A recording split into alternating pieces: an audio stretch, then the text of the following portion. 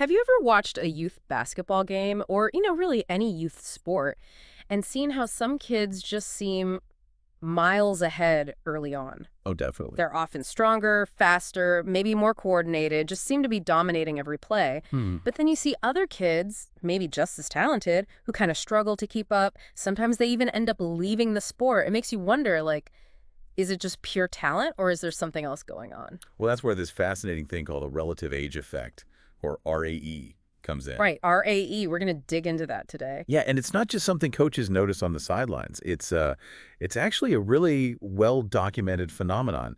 It has some pretty big implications for how we develop young athletes, how we even spot talent. It sounds like a hidden bias almost. It really can be. Yeah. A systemic bias, you could say, that shapes a young athlete's whole path. Okay, so today we're not just talking about the problem, which is interesting enough. We're actually unpacking a really cool new study that looks at a practical way to maybe level the playing field. Exactly. Moving beyond just describing the effect to actually doing something about it. We're diving into an article titled Testing the Effects of Player Matching in Basketball Matches and Small-Sided Game Training Scenarios based on the Relative Age Effect. A 6-month study on physical performance and skill adaptations. Bit of a mouthful. Yeah, academic titles for you. But important stuff. This research is from the Journal of Sports Science and Medicine. It's in volume 24, pages 397 to 405. Okay. Published online June 1st, 2025. And the authors are LiXin, Yafei, Zheng, MingBang Li, and Shuhong Dai, working out at various places in China. Got it. So our mission today, we want to explore how changing the way players are grouped in youth basketball training actually impacts their physical skills, their technical skills, everything. And really what this means for you. Maybe you're a coach looking for new ideas, or a parent trying to figure out your kid's sports journey, or maybe you're just, curious about making youth sports better. That's the goal. All right, so let's unpack this relative age effect, RAE. What is it exactly? So basically, it's the advantage that kids born earlier in a selection year, say January, February, March, often have over kids born later in that same year, like October, November, December.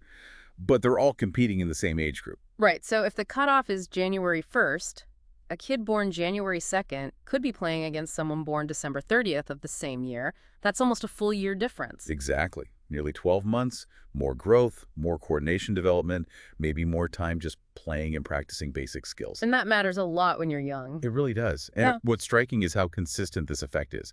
Not just basketball, but loads of sports. The study mentions that early-born athletes can be, get this, up to 8.4 times more likely to be selected for teams. Wow, 8.4 times. It's huge. It is. And it's not just because they might be physically bigger or stronger, though that could be part of it. It's how that initial age difference snowballs. Snowballs how? Well, if you're slightly older, maybe slightly bigger, you get picked for the better team. Then you get more playing time, better coaching, tougher competition. All of which helps you develop even faster. While the younger kid, born later in the year, might get less playing time, maybe loses confidence. Exactly. They might miss out on those crucial developmental opportunities. It becomes a self-fulfilling prophecy almost.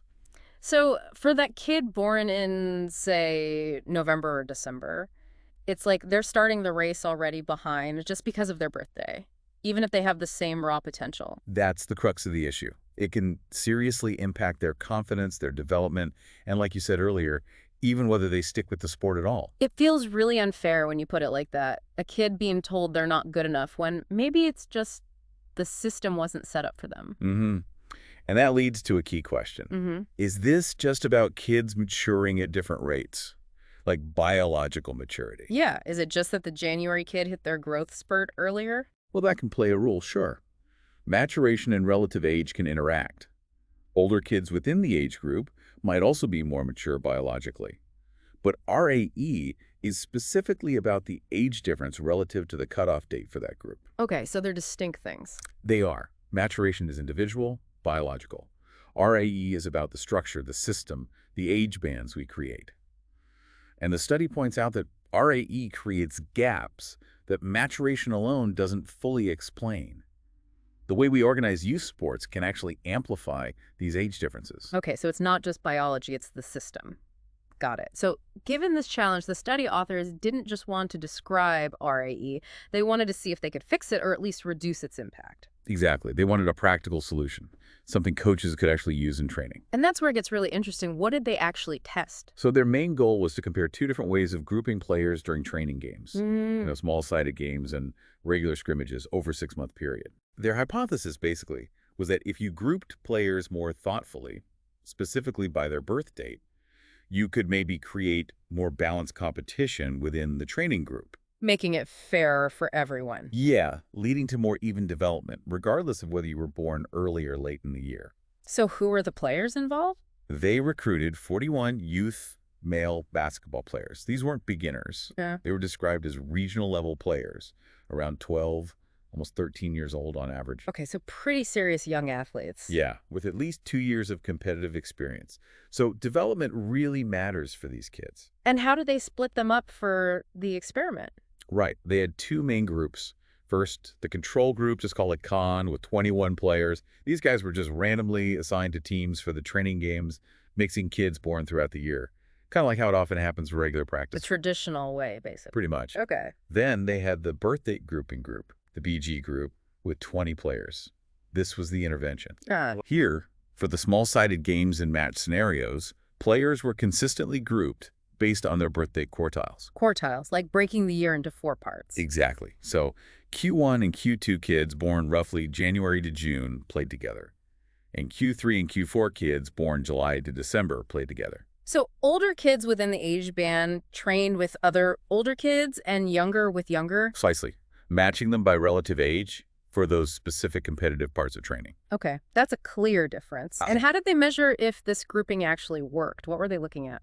They looked at quite a few things. For physical performance, they tested stuff like the counter movement jump, or CMJ, that gives you an idea of their explosive leg power, like for jumping. Okay. They also measured change of direction ability, COD, which is key for agility, weaving through players. Yep. And the yo-yo intermittent recovery test, the Y-Your-Art, which measures aerobic capacity, basically. There's stamina for repeated high-intensity bursts. Right, stuff that really matters in basketball. Definitely.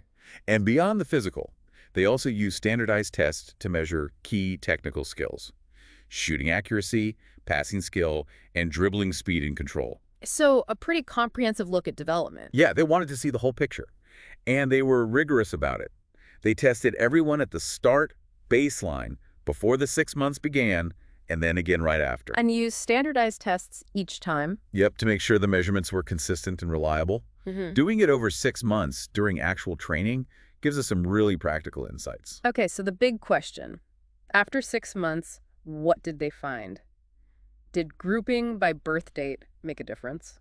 Well, first off, and this is really important, they found no significant differences between the Con group and the BG group at the start of the study on any of the tests. Okay, so they started out pretty much equal. Exactly, which means any differences they saw after 6 months were likely due to the different grouping methods they experienced in training.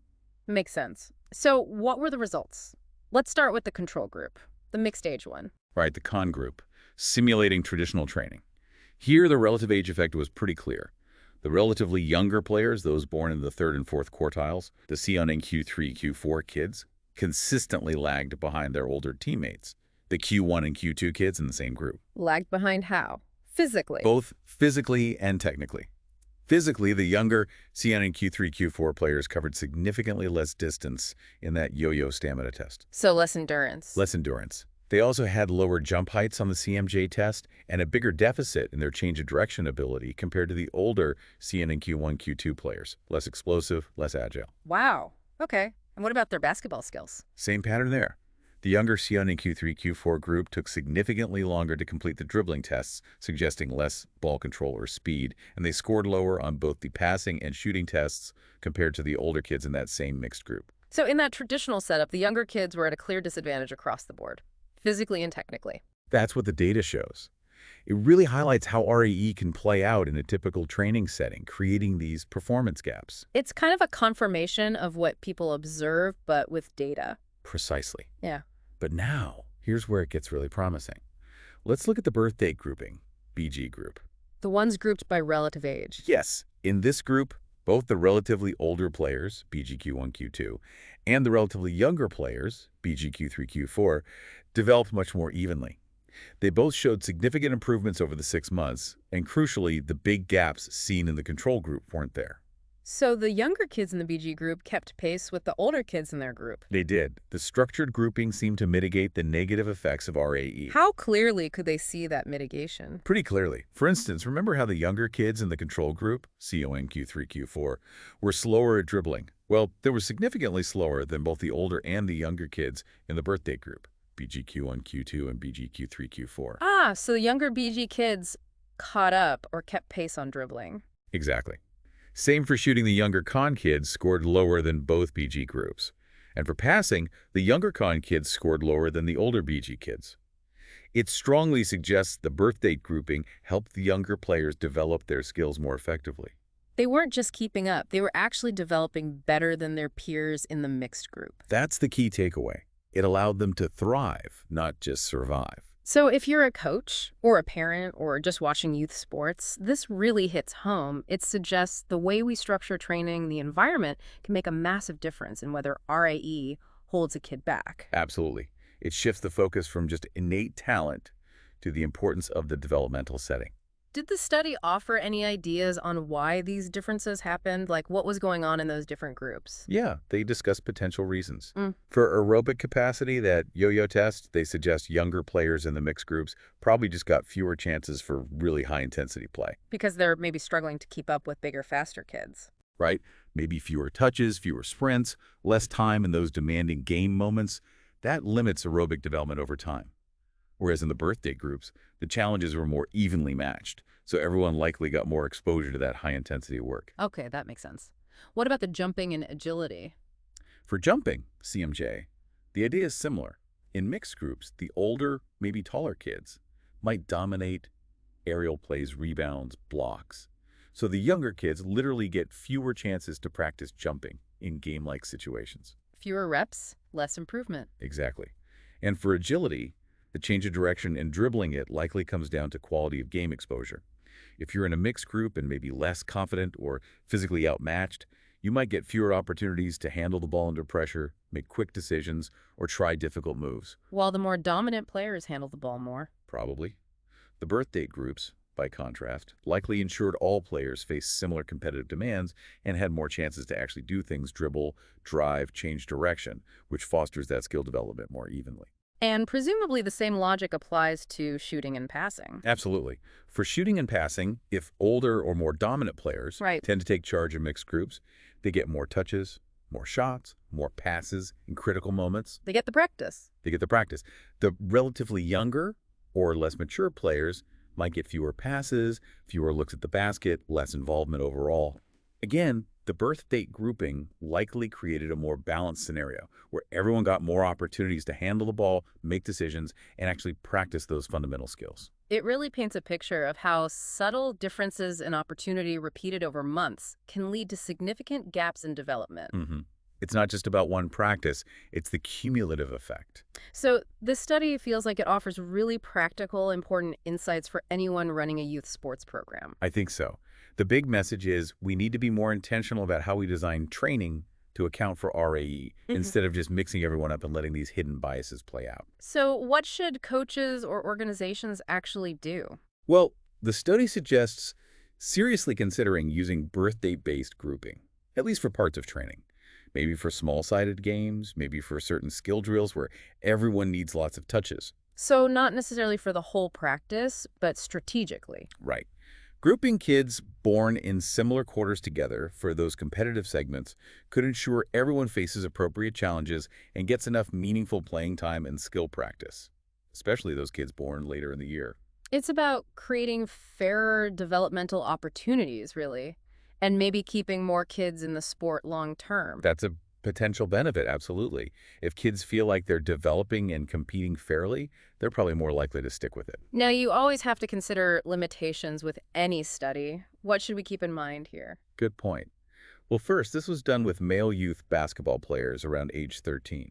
So we need to be careful about generalizing directly to, say, much younger kids or girls or different sports with totally different demands. Makes sense. Soccer might be different from swimming, for example. Right. Exactly. Yeah. Also, While they grouped by birthday quartiles, they didn't directly measure each kid's biological maturation level within those quartiles. Ah, so you could still have early and late maturers within the same birthday group. Potentially, yes. Yeah. Biological age can vary quite a bit, even among kids born close together, and that could still influence things. That adds another layer of complexity. Anything else? Just the practical side, they noted it wasn't possible to make every single minute of training outside those specific game scenarios perfectly identical between the groups. There's always a bit of real-world variability. Understood. Standard limitations for research done in real training settings. So given that, what's next? Where should research go from here? Well, definitely looking at the long-term effects. Yeah. Does birthday grouping over multiple seasons lead to better skill retention, maybe lower dropout rates? That would be really valuable to know. Seeing if the benefits stick. Right. And combining RAE grouping with actual measures of biological maturity would give a much richer picture. Are we leveling the playing field for both relative age and maturation differences? That would be fascinating. And finally, really digging into the mechanisms.